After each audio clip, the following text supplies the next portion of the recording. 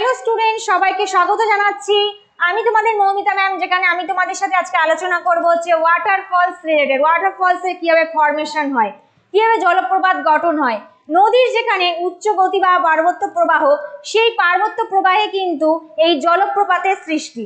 এবং কিভাবে সৃষ্টি হয়েছে এই জলপ্রপাত সৃষ্টির জন্য কঠিন শিলা আর কোমল শিলা অনুভূমিকভাবে অবস্থান করে, এবং যার প্রভাবে নদীর যেখানে গতিবেগ খুব বেশি থাকার জন্য পার্বত্য প্রবাহে কোমল শিলাটা ক্ষয়প্রাপ্ত হয়ে গিয়ে ধীরে ধীরে সেটা নদীর যে জল সেটা উঁচু থেকে নিচে একটা খাড়া ঢাল বেয়ে প্রবাহিত হয়, এবং সেই যে জলস্রোত সেটাই কিন্তু জলপ্রপাত হিসেবে পরিচিত।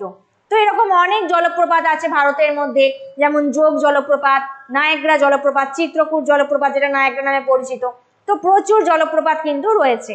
তো এই বিষয়ে অবশ্যই বিস্তারিত জানতে গেলে দেখতে থাকো এবং পেজটাকে ফলো করতে থাকো অবশ্যই। All the best, have a nice day.